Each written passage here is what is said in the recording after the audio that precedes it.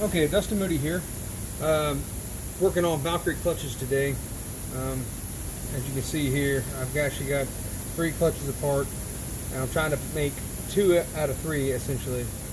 For those of you that don't know, I am a fully trained General Motors technician. I'm working right here on my transmission bench where I build transmissions right here at the dealership. I'm Master ASE certified and also ASE Advanced Level Specialist certified. So that gives me some credentials there, so you know who you're talking to. So what we got here is I want to run over a few different things. This is essentially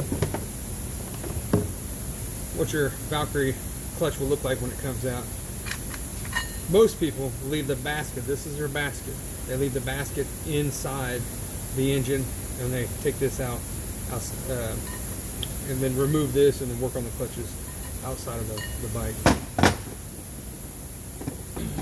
So here's your assembly. But I want to go over a few tips and tricks, things I've learned over the years, my younger days drag racing sport bikes, and going through thousands of dollars worth of clutches, and plus my experience working on General Motors transmission.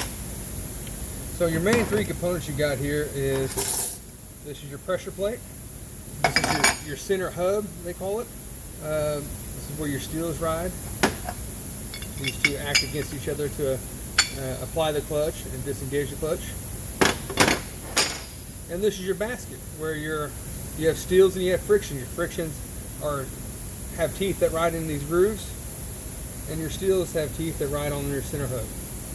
Those are your 3 main components. Now, after you have everything apart and you've completely disassembled and thoroughly cleaned everything, you're going to do a good visual inspection of everything. You're going to look here on these surfaces and make sure that you don't see any types of imperfections. And on these, I don't see any. The other thing I like to look at too is, I don't know if you can see in that video or not, there's grooves, or yeah, there technically are grooves, but they're marks where this steel, as you apply and disengage the clutch, they slightly move back and forth and they create grooves here. Now what I've seen over the years is, if those get bad enough, that can actually make your clutch more feel like an on and off switch than have a smooth slide coming out, because your steels may hang up and not really allow your clutch to apply smoothly, and they'll hang up, and then all of a sudden it'll be kind of a stick slip move. They'll stick and then they'll slip, and it kind of makes a harsh engagement. The same thing can also happen. You want to take a look on the inside of your grooves here, and I like to run my finger and see how bad it feels. You're gonna feel the dimples, and that's normal. There's gonna be what's considered normal wear. But when you get 100,000 miles or more on your clutches, you really want to take a look at this kind of stuff. And if you feel pretty deep grooves in that, you may want to consider going and replacing these 2 items, your center hub and or your basket. Both these sets here, they look pretty good. You also want to look around for, especially on your basket, look for cracks. I've seen these baskets explode before. Of course, this is in like racing applications. We don't necessarily do that with our bikes, but not that anybody would do this, but if anybody ever hot rods their Valkyrie, or turbocharges their Valkyrie, supercharges their Valkyrie, dumps the clutch on even their stock Valkyrie, if you do that a lot, this guy can explode. I've seen it happen. And it doesn't just explode and hurt this, it hurts a lot of other parts inside the bike. But you want to look over very carefully for any cracks or any fatigued areas, any signs. You want to replace that kind of stuff now while you got it apart, right? So here, let's go ahead and take a second here and look. I want to look at compare some steels here. Okay, these are steels, and these are steels out of another clutch. I hope you can see this in the video, but the one I'm holding right here in my right hand looks nice and shiny and perfect looking. The one I'm holding right here in my left hand, you almost see some stripes on it. You can call it zebra stripes. They're technically what they are is they're hot spots. Okay. What can end up happening if you have hot spots on your clutches like this is you can end up having it's kind of another one of those slip stick conditions, but it can almost make your clutch feel like it's surging. Like as you're disengaging that clutch, you kind of get your clutches, your frictions actually end up kind of grabbing onto those hot spots. So it's a grab and release kind of sensation, but it ends up being kind of like a surge. And if you see any of these hot spots, and this is not real severe, but it is definitely hot spotted, I'm not going to run these. I've seen these bad enough in race applications where, I mean, they're just real, and you can actually run your finger across them and feel they're high spots. They're high and low spots, okay, on both sides, same way. So this whole stack is the same. They're all heat. You got hot spots on them. We're definitely not going to run this, okay. So I'm going to run these. These all look brand new, look perfect. Now these are the frictions that came out of the hot spotted clutches. They look a little dark. These are Kevlar, not cork.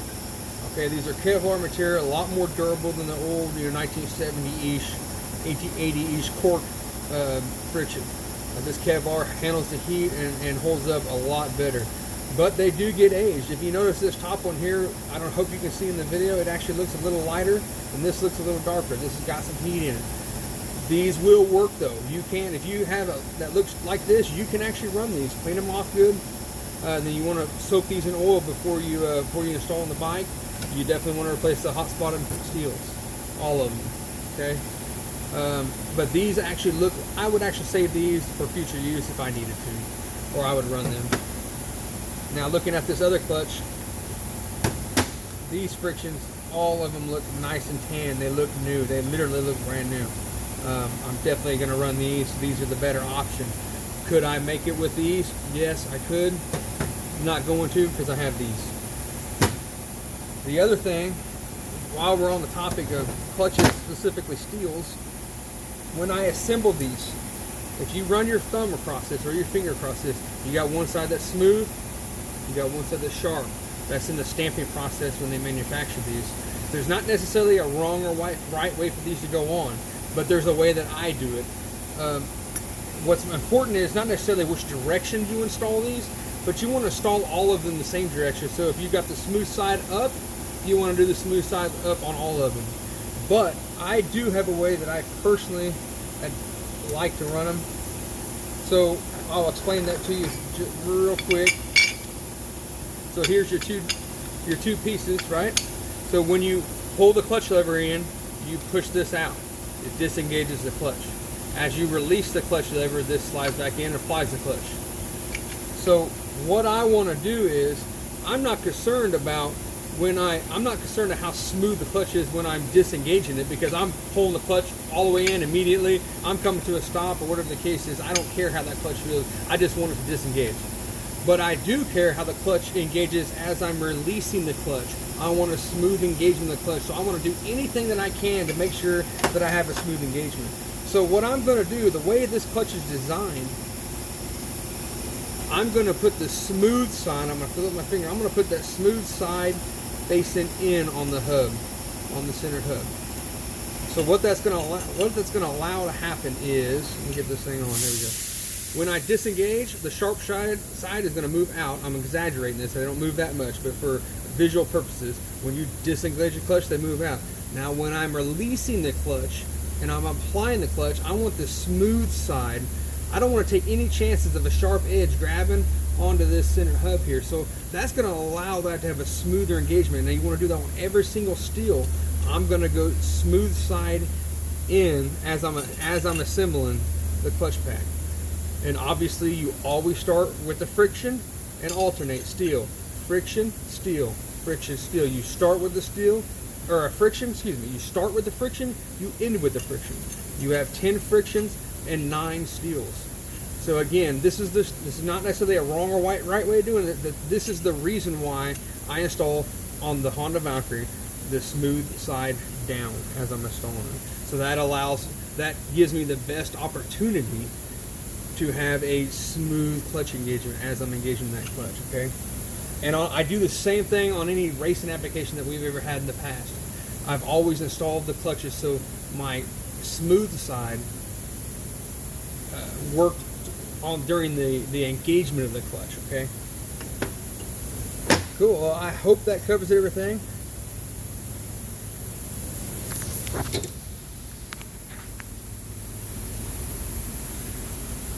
I'm going to go ahead and put that video back up here. My light went off. I just want to make sure it's still recording. Here is the clutch press I'm using. This is what I use a lot on automotive cars. What I'm going to do is I'm going to go ahead and assemble it real quick. while it's on video, you guys can watch me and see how I do it. You can probably go to any GM dealer and talk to the transmission guy. I wouldn't go to a Honda dealer, and that's only because they probably don't do a lot of these clutches, and they probably don't have the right equipment to do this job. This particular clutch right there actually had, at a Honda dealership, got a broken pressure plate when they were trying to install it because they didn't have the proper equipment. Okay, and so actually, I shouldn't say you shouldn't go to a Honda dealer. You go to whoever you feel comfortable with, but you can probably go to any General Motors dealership and talk to find out who their tech is, their transmission tech, and pay them a little bit of money on the side after hours, and they probably have the same tool and can do it for you. Okay, for starters, we want to start with, there's two different type of frictions. You have 9 of one style and one thicker one. If you look at that tab on that one's thicker. That thicker tab, it always goes on the hub first. So when the hub is inserted, it will apply right here.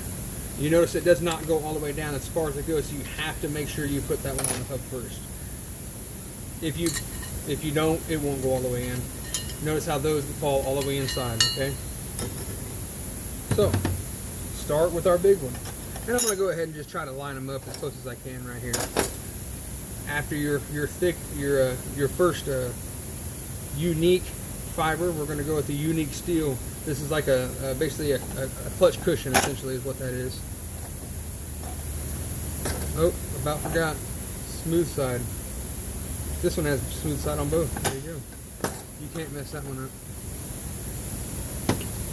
I want to go smooth side down, right? That's what I do. You can do it any way you want. Just make sure they're all the same. Smooth side down.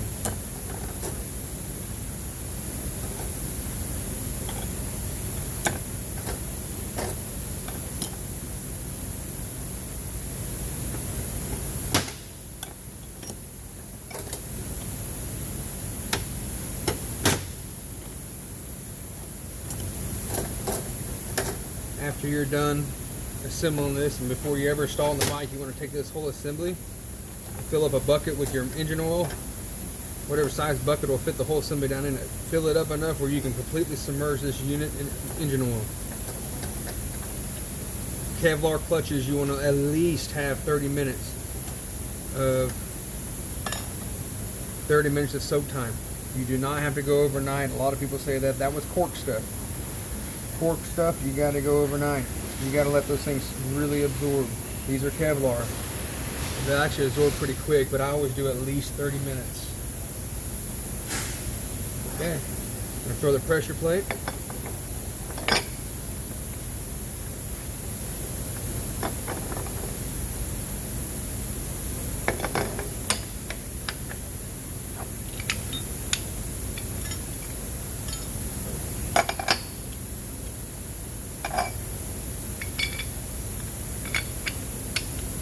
Make sure you get the pressure plate in the right groove where it's completely compressed against those clutches, right? So I'm going to go ahead and try to work all these tabs as straight as I possibly can, as smooth as I can. Because what I'm going to do is I'm going to take this over here, and I need to hold the two pieces together. So I'm kind of going to use my thumbs, and I'm going to kind of work it down in there, holding the pressure plate to the hub. We got to keep it together, right? Otherwise it'll fall apart. Sorry. Let's try that again. I don't have the best, you know, none of my videos are ever scripted, or I don't have the best equipment. I'm just using my phone, but it is what it is. Now, I had to grab that. There we go. Alright, so there it is. It's all the way down. Now, so all the fibers and the steels are all lined perfectly. Now I'm going to grab onto those with my fingers, these tabs right here. You can see that. I'm going to apply pressure out, keeping that together as a unit, flipping it over. I'm squeezing it and holding pressure to keep them all together, right? I'm going to set it right down here. Here's a little metal ring in there. You need to leave that in there. Another thing too, if you get 100,000 miles on your clutch spring, go ahead and buy a new one. Don't do the heavy duty clutch unless you really want to work your fingers out. I had to use one on the turbo bike because it was required. Anything over 8 psi starts slipping the clutch. So you definitely, if you have a lot of heat in your clutch, get rid of the spring. Heat will affect the pressure rate of that. But it's really, you're all the way right here. Do it right, you know what I mean? So when you install that, it's going to be the concave facing up.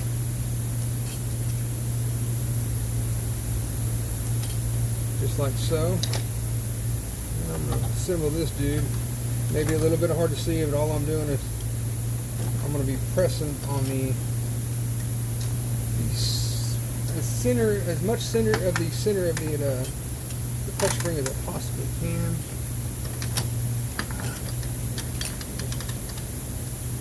Right about there. I'm pressing it until it locks. Dag nabbit. Try this again.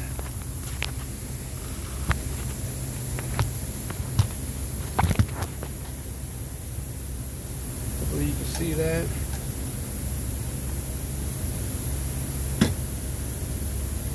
Okay, I got it pressed down, got it locked into place.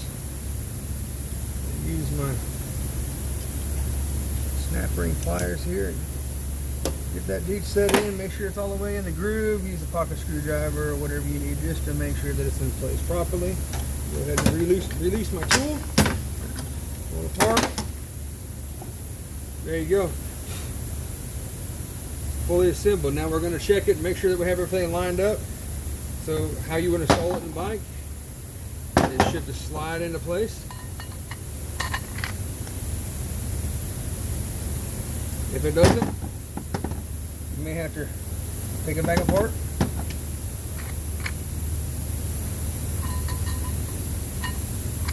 Yep.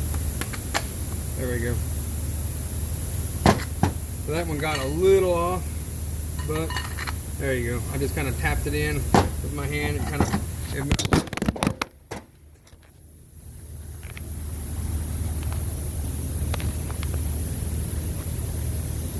tapped the clutch in the hand, and it went in like it should, so now it goes in smoothly. When I tapped it, it kind of just moved the friction just a little bit. And I'm sure there's a special tool for this, but you don't need it. Golly. Hands are oily. Okay, so that's it.